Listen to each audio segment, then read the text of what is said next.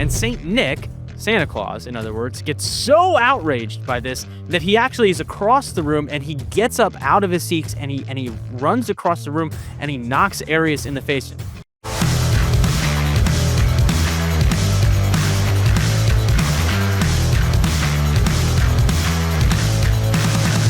Welcome back to another episode of the Under God podcast. My name is Nate. I'm here with Pastor Daniel, who is still filling in for Pastor Stephen on vacation. Yeah. And man, I've been really enjoying our conversations. Thanks so much for being here today. I can't wait to get into this next episode with you. Yeah, it's my honor to be here with you again today, Pastor Nate, as we talk about church governance. And last time we sort of closed out the anti-Nicene era, right, which is the pre-Nicene era. We're going to get into what even that word Nicene is today. We're going to talk about, all right, well, what is the thing that it was pre?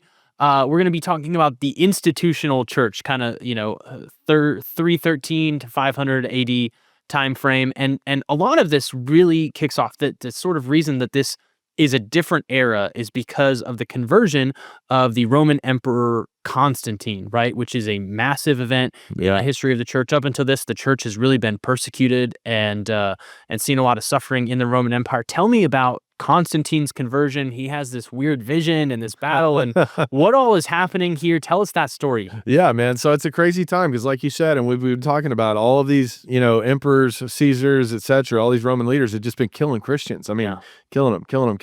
And then Constantine, he ends up getting converted and legalizes Christianity, which maybe you've heard of the Edict of Milan. That's what this was, where he basically decided like this is going to be our national religion. Yeah. And so we kind of go from this, which is a total 180. It's a 180. It's one extreme to the other. Yeah. And I'm not endorsing either, honestly, like in that sense, in the way that he did it. But it is interesting, and it's a massive turning point in human history. It's a massive turning point in Christian history. And so what you have here is the Roman Empire was actually kind of split in chaos, and you had rival claims. Constantine is now marching towards Rome. He's going to confront Maxentius, who's a rival emperor. It will become the Battle of Milvian at the Milvian Bridge. And so they're coming to this fight. They're coming up to a moment. And the night before this, Constantine has a vision, and so or really a dream. And so it's kind of both and. So the way the story goes, Constantine has both a dream and then like an awake vision, and where he says in this dream he saw that a picture of the Cairo, which incidentally I have tattooed on my arm right here. I don't know if we could work that for the camera right there. That is look at those arms. Do you guys see that over there? Check with the Mr. Producer. This is the Cairo, which is really, it's the first two letters of the Greek alphabet for the word Christ. And so that is those two right there. These two is Alpha and Omega, basically saying Jesus Christ. Yeah. Same yesterday, today, forever.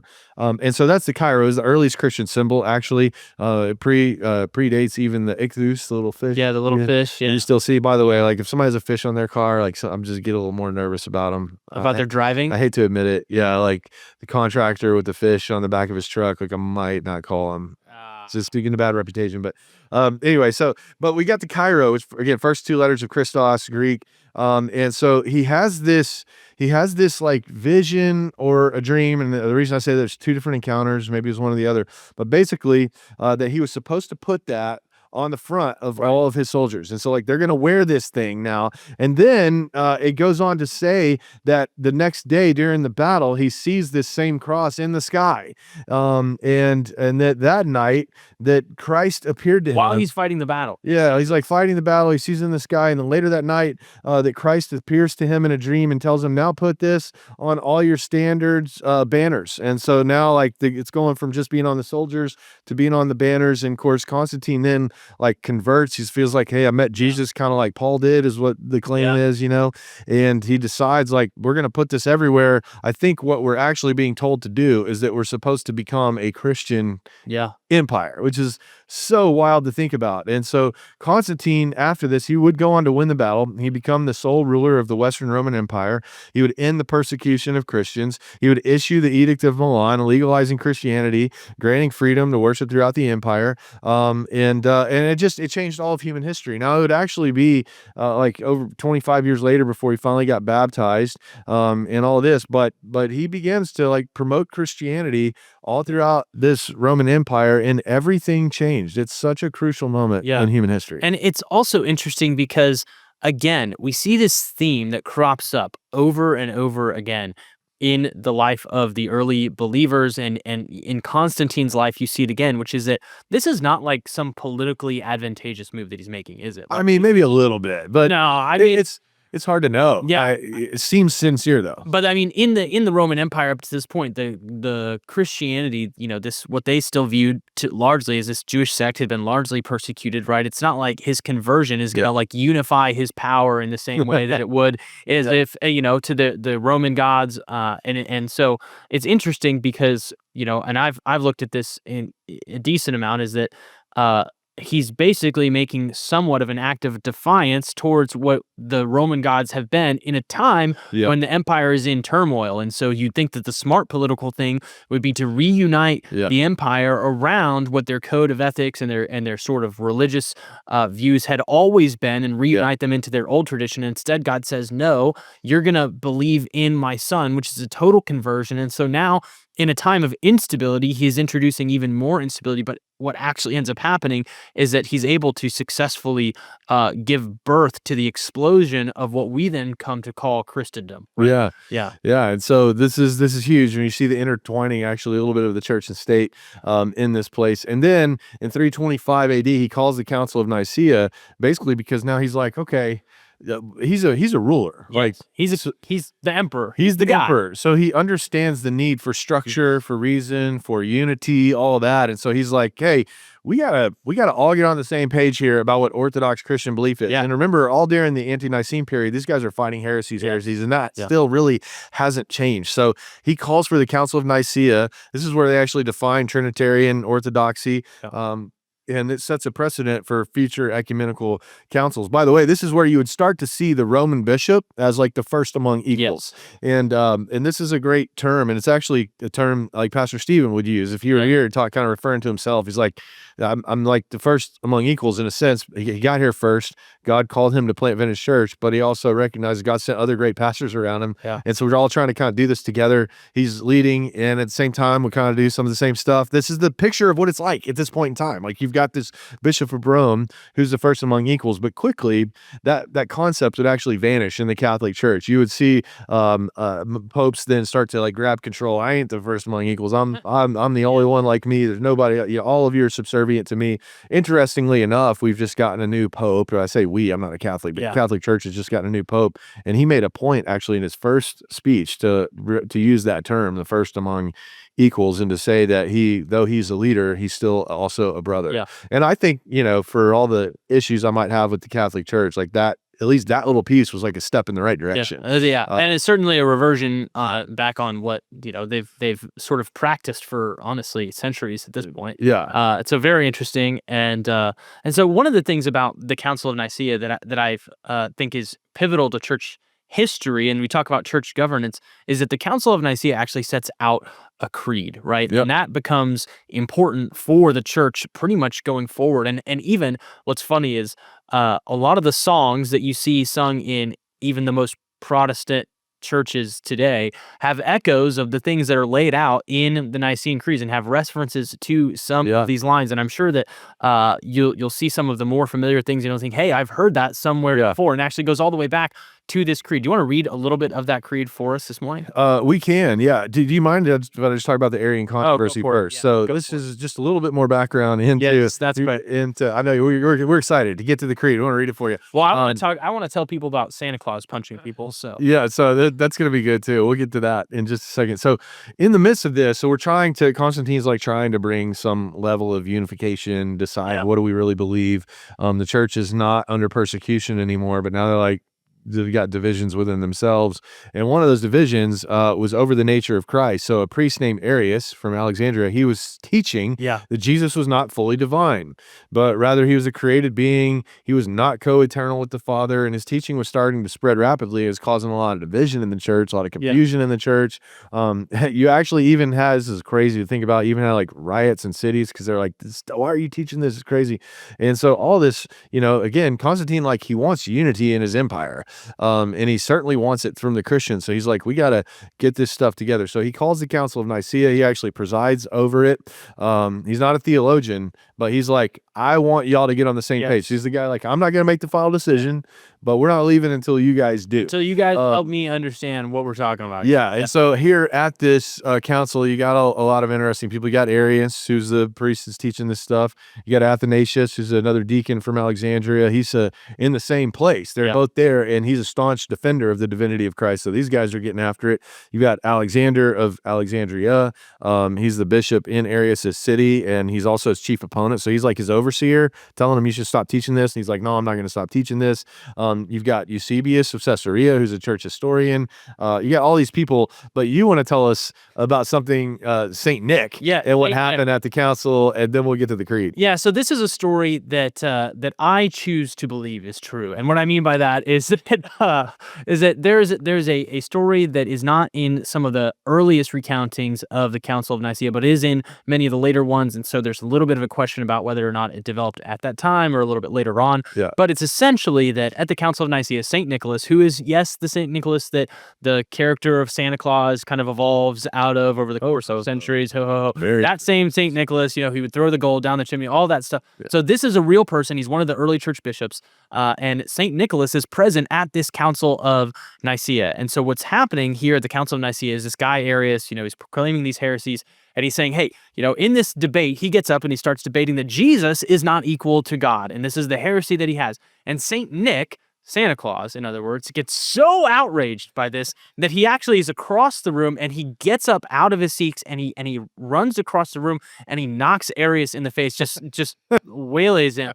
And all the other bishops are standing around completely shocked, like, what is happening? And so they look around and they're like, hey, we're here having a debate, and we get that, everybody's mad at this guy, but Nick, you should not have punched this guy in the face. And so they strip him of his bishophood. And so they strip Saint Nick of his bishophood. But according to the story, which again, I choose to believe this is true. I'm liking it. I choose to believe it is true.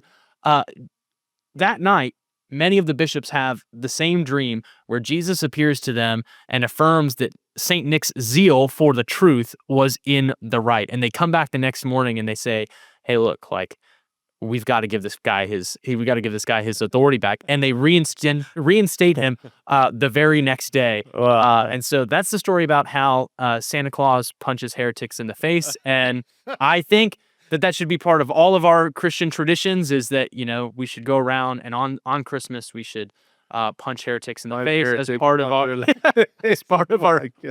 Christmas. Brought you by Yeah. Under God podcast. Yeah. Anyway. That's a great story. I remember that, but I had forgotten that. Like, as you're telling it, I'm like, I've heard this before, but I wasn't thinking about it coming in today. So I'm glad that. Yeah, it's like one of those things I said, I choose to believe that it is true. It's definitely, I mean, if you're going to believe in Santa Claus at all, gosh. This is the version of Santa I want to believe. Want to believe in this. Yeah. I think there was some movie like Evil Santa or Bad Santa or something. There's one with The Rock, I think, like last year. My Lord. Yeah. The original Bad Santa, whatever the thing was. Anyways, that's pretty funny. So coming out of all of this, we end up with a few black guys, some back and forth bishops, and something called the Nicene Creed. Yes. Do you have this pulled up in front of you? Yeah, I do. Why don't you read it? You read it for us. All right. So, you want me to read the whole thing? All right. So I believe in one God, the Father Almighty, maker of heaven and earth, of all things visible and invisible. I believe in one Lord Jesus Christ, the only begotten Son of God, born of the Father before all ages, God from God, light from light, true God from true God, begotten, not made, consubstantial with the Father. Through him all things were made. For us men in our salvation he came down from heaven, and by the Holy Spirit was incarnate of the Virgin Mary and became man. For our sake he was crucified under Pontius Pilate. He suffered death and was buried and rose again on the third day in accordance with the Scriptures. He ascended into heaven and is seated at the right hand of the Father. He will come again in glory to judge the living and the dead, and his kingdom will have no end. I believe in the Holy Spirit, the Lord, the giver of life, who proceeds from the Father and the Son, who with the Father and the Son is adored and glorified, who has spoken through the prophets. I believe in one holy Catholic and Apostolic Church. I confess one baptism for the forgiveness of sins, and I look forward to the resurrection of the dead and the life of the world to come. Amen. That's really great. One thing that's worth pointing out is the word Catholic there is meant Yes. to mean universal. Yes, which is the origin of the word, by the way. That's the origin of the word, and that's Yeah. why they call it Yeah, that. the Like Catholic the Church. Catholic denomination, if you will, they call it that because they Yes. they purport to be Yes. the one true one universal true- yeah. church. But so when we say a Catholic church, an apostolic church, we're not talking about today's denomination of Catholic Church. They may try to claim that, but that's not actually what that means. So But there is an idea of the early church that is still governing the church up until this point, that even though, by the way, when this declaration is made, they have, like, the papacy is not really in place, right? That's not a real thing that's kind of solidified yet. That comes actually kind of out of this council. But well, if you ask a Catholic, I'm sure they would like to Saint Nick me in the face for that. But I don't believe that. And so one of the things that's important to understand is that the church actually is both local and it is universal. So there's big C church and there's little C church, and the Church of Jesus Christ, right, is the universal church and it is the local church at one time. And so the idea that the believers were looking around seeking unity, that's what that word Catholic is really seeking to do there. Is this is the one church from Christ, right? But at the same time, that church is local. And so when the Catholics try and claim that means that, basically you have to submit to the Bishop of Rome, I look at that and I say, no, what this means is that we're all united because the Holy Spirit of God dwells within me. And that's what that means. Yeah, I think that's great. So, so Council of Nicaea 325 AD, it would actually be again kind of expanded in the version you just read, is the expanded version, which was codified in 381 at the Council of Constantinople. But that's still the Nicene Creed. Yes. They just kind of built it out and got it to a point where it was pretty much universally accepted. Now, you've also probably heard of the Apostles' Creed, which is a little different. And depending on who you read in the records, it actually both predates and postdates the Council of Nicaea. So you see the Apostles' Creed in some early writings as early as 200 AD, but then you don't see that really solidified until more like 450 AD, pushing 500. So towards the end of the same period. But the creeds and confessions became really important because they're still dealing with so many heresies, and they're just trying to get to like, what can we all say that we agree on? And personally, I prefer the Apostles' Creed just because it's a little more concise. It is more concise. It hits the main points. And in our church, in Adventist Church in Liberty Hill, we actually recite the Apostles' Creed almost every time we receive communion. And part of that is just to remind ourselves, and I hope all of this reminds you, that we are a part of a long historic faith. Like you said, we didn't just read the Bible and come up with this by ourselves. We're a part of something that's much older than us, and we recite these creeds. It reminds us of that. So anyway, so during this era that we are in now, we start to see a number of things happen, but we start to see really the formation of like formal clerical hierarchy. And again, there's goods and bads to this. Like there's wins and there's losses. You get laity, deacons, priests, bishops, patriarchs, all this kind of stuff starting to show up, and it's helpful for organizing people. It's helpful for keeping the movement going. But where power is abused, you always have a problem. And you start to see some of that as well. So you get a division that emerges towards the end of this period of time. It really wouldn't get formalized until 500 years later, but you do have the Eastern Orthodox Church in like the 400s kind of start to form their own thing separate from what would be considered the Roman Catholic Church. So Roman Catholic, centralized papacy, Eastern Orthodox, conciliar governance, ecumenical councils, patriarchs, that group of bishops that sort of lead equally, that kind of thing. So this is where you start to see, we're talking church government, two different types of church government starts to really come into play and prominence in the like mid to late 400s. And the way that we really read this, or traditionally read this as Protestants, is we sort of see the church as all in unified mission, and the creeds all being a good thing, right? We don't reject the creed from the Nicene Creed. Like we accept that. And by the way, this is kind of an aside. One of the reasons the creeds are so important actually in the continuation of the gospel as it spreads and grows is because they allow people who don't have the kind of access that we have to books and texts and everything, written material, to be able to verbally pass those things on to other people throughout the empire in a clear and concise way, as well as to spread the gospel in a clear and concise way. In a way, the creed also... No printing press. Yeah, that's right. No printing press. And so the gospel also acted. These creeds also acted as like their concise version of the gospel that they can give to other people. It's basically their version of like a little tract, right? They're able to do that, but it also helps recenter them on who God is, and so I think that's really important. But when you look at this through our Protestant lens, right? We look at it and we basically see that up until this point, the church is pretty unified in mission. And what we would read happening in the history later is that the Catholic Church sort of starts to try and consolidate the power of the church into the bishop in Rome. And that's sort of the track that they pick. And some of the people like the Eastern Orthodox kind of split off from that. And then there's other churches across, the course of the world, the known world, at least at the time, that start to say, hey, we're not really so sure about that. And then you start to see all of these different one-off things in history. And there's all sorts of stories of churches basically having disagreement. And then you start to go into different things. But it's not that, it's not sort of this clear thinking that the church was always, exactly as the Catholic Church proclaims that it is. And then later in the Reformation, which we're going to get to in the next episode, everything splits off. It's actually that this is where we start to see the church start to deviate and have some issues, and certain parts of it get segmented away from what we think the original teachings are, which is important, I think, to set us up for when we talk about the Reformation. Yeah, absolutely. So this is in church governance. This is formation, and then we're going to move to dissipation, of centralized power, in the next episode. A few other, we're getting a lot of church history, even though this really isn't a church history per se kind of episode, but I guess it is to the point of governance. But I'll just mention a few other key leaders from this era, and then we'll wind down this episode and move into the next one. But you've got Athanasius of Alexandria. Again, this is a defender of Trinitarian theology against Arianism. He was, again, one of those key players at the Council of Nicaea. You've got Ambrose of Milan, and this person was actually a mentor to someone you may have heard of named Augustine, Saint Augustine.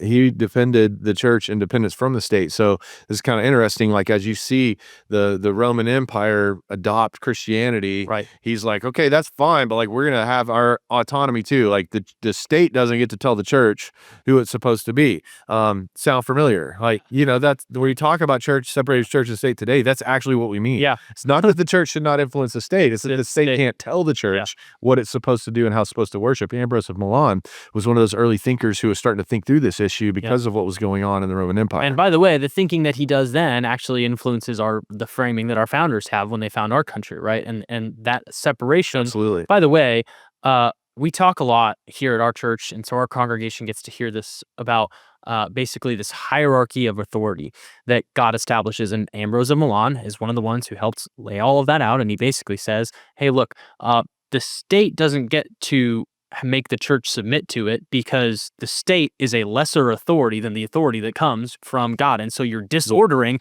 those two things. And when you look at it from that perspective, then it's like, well, that makes a lot of sense why you need to have some level of separation, but we're not actually worried. We're not worried about the church having an influence on the state, because that's the foundational thing. And everybody should have a foundational framework built on God, and then the state should be influenced by that. But the state doesn't get to turn around and control something that's actually greater than it. I love it. That was a really great explanation of all of that. Anyway, sorry. No, that was a caveat, but it's a great caveat. So Ambrose, he mentors Augustine of Hippo, and so he was a theological giant. I mean, he really influenced a lot of thinking. I take a lot of issue with him, by the way, so maybe we do a church history episode. We can go deeper into some of the theology of these guys and talk about that. But he did further develop like doctrines of grace, church authority. Again, I would say some good, some bad. He was highly influenced by Platonic philosophy, which was his background. He studied Plato as philosopher, and so he brings sort of a philosophical mind to theological concepts, which is why he was able to help develop them, so well. But I also think he brought some stuff in that shouldn't have come in. It's interesting, that we're talking about him today. There's all of these things going on right now in Israel and Iran, and one of the things that is just a fun fact for our audience is that Augustine is one of the ones who helps develop what we now call just war doctrine, right? And so that's an interesting thing, and we don't have to get into all of that today. But you look at things and you think of these things that really matter because they affect real people and their real lives. And you look at wars and conflicts and things. And Augustine is he's a theologian, he's a philosopher. He's helping talk about these practical things through a theological lens, and those things are still appealed to. Like when I was training, when I was going to school as a cadet at Texas A&M, training to be an officer, like we had to talk about those things. I took a class on just war theory and all those things, and we're talking about this guy because the ideas and the frameworks that he lays out are important, and people have been chewing on these ideas for like 2,000 years, and that's significant. Yeah, it's really a great contribution. So when I say there's things I don't like, I take them, Oh yeah, for sure. Everybody's got, as I think Pastor Steve would say, get the sunshine without the rain, right? Yeah, that's right. You get a little bit of both, but he's certainly a massively influential figure. John Calvin, who we'll talk about in a little bit in the Reformation area, really derived his theology from Augustine. So when people talk about like Calvinism, really Augustine's the father of that. And by the way, when I say church fathers, I'm really talking about everybody pre-Nicene. Yeah. And so Augustine, I'll sort of loosely put him into the church fathers, but when I hear people talking about like church fathers, like Martin Luther and like John Calvin's like Johnny come lately, bro. It's like 1,500 years. We're talking about the church. So for reference, we were talking about this off air beforehand. 350 years essentially up until the Council of Nicaea, or 300 something years until the Council of Nicaea. That's a very significant period of time.